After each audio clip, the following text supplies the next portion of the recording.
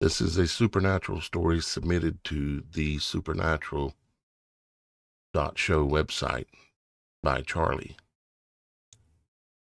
Probably want to hear this. It's pretty supernatural. All right, let's get started.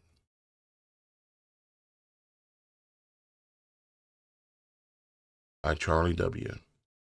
Hello, brother. Okay, this happened in 1975. My family was living in northern Missouri in a little town called Vidalia. I was 15 years old. It was in the middle of November, and up there by then it was getting pretty dang cold. I know some people may be offended by what I was doing, and I'm sorry for that. So back then, coon hunting was a big thing to most of the men and young boys as myself.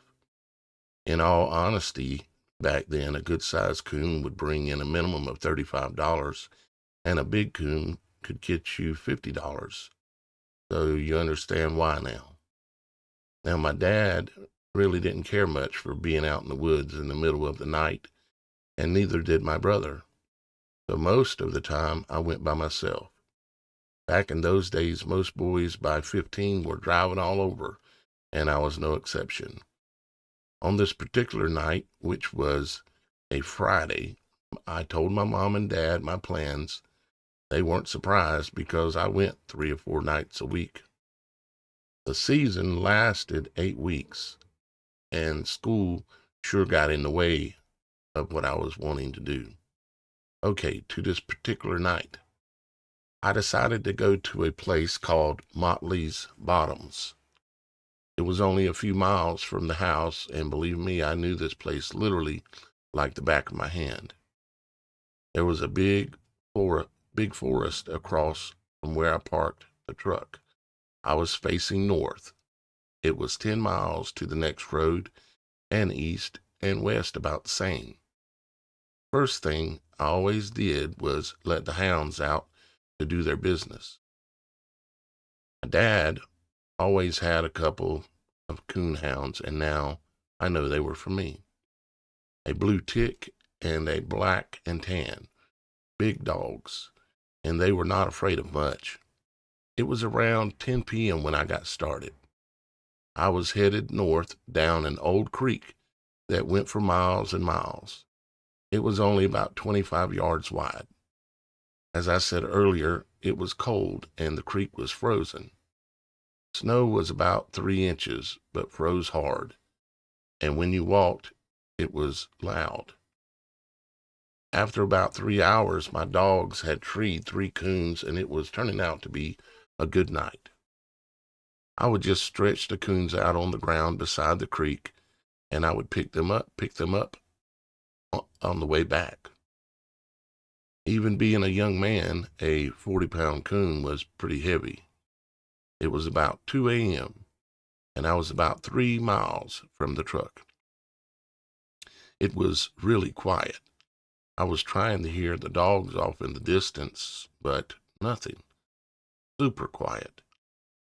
All of a sudden, I could hear the dogs coming back fast. They were running for their lives. It looked to me like something was after them. They ran up to me and just whined and cried. I had never seen them act that way. Never. They were scared to death. Okay, a little thing I forgot to mention was the lights I always had. I had a carbine light on my hat and a long spotlight that held 8 batteries. I used it to spot the coons in the trees. Anyways, as I was standing there, I saw something moving to my left on the other side of the creek. I turned on my light to get a better look at it, and all I could see was something coming up the creek. It was white and big. I was thinking, man, is that a horse? You have to understand, with the snow on the ground, it wasn't that dark. I could see pretty good. I kept watching this thing get closer to the creek, but I did realize it was making no sound at all. None. As it got to the creek, I could see it clear. Yep, it's a horse, but someone was riding it. Now, I know this is hard to believe, and I have no explanation, but this horse and the rider, which was all white, was gliding over the ground, really at galloping speed. It crossed the creek and passed no more than 20 yards in front of me. This is where it got creepy, and I mean creepy. I had the spotlight right on the person riding. It was a woman who had on a long white robe and really puffy like the ones women wore back in the day. When they passed in front of me, I was looking right at her, and man, she was a skeleton, no skin. As she passed, she turned and looked right at me. I nearly wet myself. What was even more crazy was as they passed by me, they simply faded out, like slowly faded. The dogs, like me, seemed to be frozen and could barely move. My mind was racing, and in a few seconds, I could feel my body starting to move. Remember when I said I was about 3 miles in? Me and the dogs started running, and back then I was in great physical condition, no drugs, no alcohol. We ran nonstop all the way to the truck. When we got there, I turned one more time to see if anything was coming, and that is when I saw my first orb. It was about 100 yards out and just hanging there just above the trees. It was white. It sat there for like a minute or so and then just blinked out. Was it an angel? Did it make sure I made it out? From that day forward, I have witnessed so many of them that I have lost count. I see orbs weekly, in broad daylight and at night. Bless you and peace be with you, Charlie. Well, Charlie, I have a few things to add to what you're saying here and maybe help you understand a little bit more about what might be going on here. Now, this is just my opinion based on my experiences in life as well. Okay. So let's get here where you said a couple of things. Your dogs were running. Well, first off, you couldn't hear anything. You were listening for your dogs, but you couldn't hear anything. Okay. You said it was super quiet. Okay.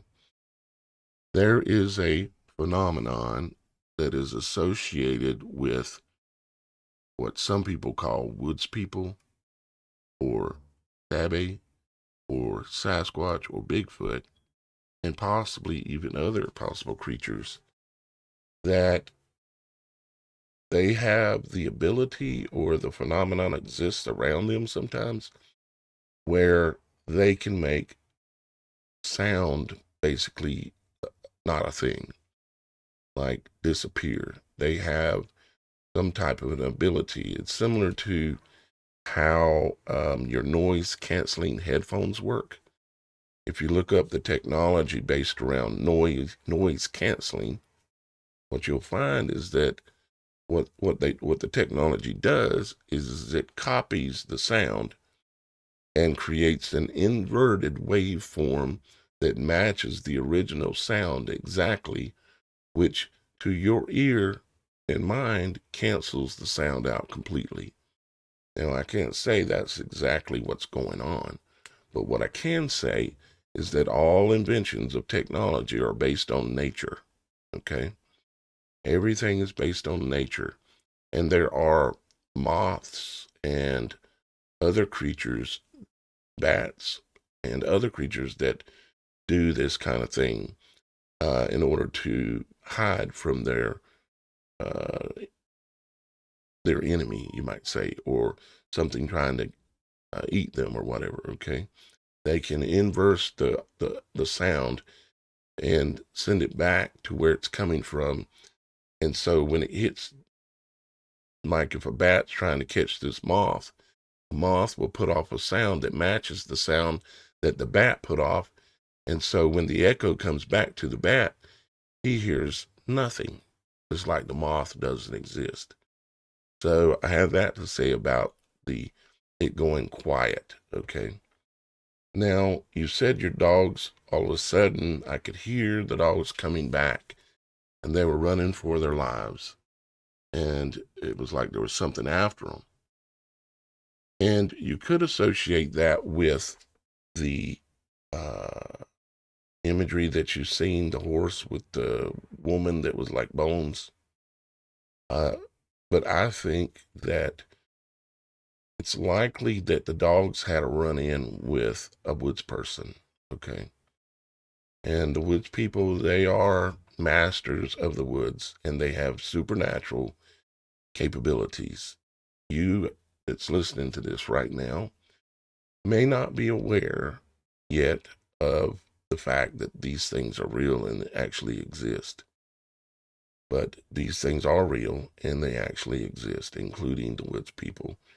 And if you want to call it Bigfoot or whatever, the names that are given to things like Bigfoot or any kind of a creature, whether it be a moth or a dog or anything, they're all based on an attribute that that thing has. And being that people don't normally get to see Bigfoot very often, they normally only see the big footprint. So that's how it got named, and it's been used to kind of make the whole subject a joke, but it's not a joke. So I think they had a run-in with a Bigfoot, a Sasquatch, a Sabi, a woods people, and dogs. I've heard hundreds and hundreds of eyewitness testimonies where the dogs, when they run into them and they realize what they're up against, they run like children screaming to get in the house. And that's what it sounds like has happened to you. You said they ran up to me and just whined and cried, and that you'd never seen them act that way, ever. This is a pattern of how dogs behave when they run into a woods people. Okay? Now, there's also another pattern emerging. You said when you got back to the truck, you turned and looked back one time. Okay? And before that, you said that when she came by you, she looked at you and she passed by and then she just simply faded out. This is an apparition, of course, and I think it is tied into what was going on here. There was more than one supernatural thing happening here. And then you said that you saw, when you got to the truck and you turned back, you saw your first orb. Okay, now you have to understand where, and this is my understanding and belief at this point as to where these woods people come from. They come from the Nephilim, okay? They are the offspring or were a lineage or a bloodline of the offspring of the Nephilim or Nephilim, however you want to pronounce it. And that means that they have part genetic human in them and part genetic supernatural angelic deity in them. This means that they would have potentially supernatural capabilities to, one, mess with sound where you can't hear nothing, two, maybe make you see some type of apparition, although I'm not as sure on that one. But when it comes to the orb, now for myself, and some of you have heard that I have had firsthand, in-person, close, in-your-face experiences with orbs the size of Volkswagens, right in front of me, right on the water's edge at the beach, and also on the mountaintops in the mountains. And these orbs and the Sasquatch, they tend to a lot of times appear from personal experience and also from my research. They appear a lot of time where there is water movement or on top of a mountain. And it sounded like you maybe had a little bit of both going on up in the mountains and also where there was water movement, currency, current, meaning like energy flow. So I think what happened there is that they had a run-in with a woods person, and that the woods person has angelic capabilities and is able to manifest itself into a orb of light. Typically they will be on a smaller scale. They will be more the size of a beach ball. When people witness the orbs associated with woods people, the ones that I normally see, they're big as a Volkswagen. They are the angels that exist in our realm supernaturally that are of a higher level. But apparently it's looking like that the woods people have the ability to transform into a small orb of light size of a basketball or beach ball, that kind of thing. So I think that is likely related to what you've seen. Now, you didn't say how big the orb was, and you said it was about 100 yards out, just hanging there above the trees, and it was white. This is typical of the stories from people who have seen orbs associated with woods people, and is also very similar to the orbs that I've seen on many occasions. But the ones I see will come to me up close, 25 feet up to a couple of 100 feet, and they're big as a Volkswagen. Round, completely round all about, and bright white, which is what the Book of Enoch describes them as being as well. Book of Daniel describes experiences at the water's edge as well with angels. And of course, Genesis describes Moses on top of the mountain with what he described or was described as a bush on fire. And so I think that you had a combination of supernatural experience, likely had something to do with getting you out of the woods because there was something dangerous there. That may have been associated with the horse, because that, to me, might fall into that other category. Okay. But Charlie, I thank you very much for submitting the story. And what's your story? If you've got a story that happened to you, I don't care how crazy it sounds, you can submit that story two ways. One, you can just email it to tellmystory @TheSupernatural.Show. Tell my story at TheSupernatural.Show. Or you can go to TheSupernatural.Show website and submit your story on there as well. Thank you, Charlie. And I look forward to hearing from some others of you that have had something similar to this. It's time to tell the truth. It's time to stop hiding these things because you're afraid of public ridicule. I don't have to share your name, and I don't have to share where it happened, or I can if you're not concerned about those kinds of things. But the biggest thing is we need to hear from you. All right, until next time.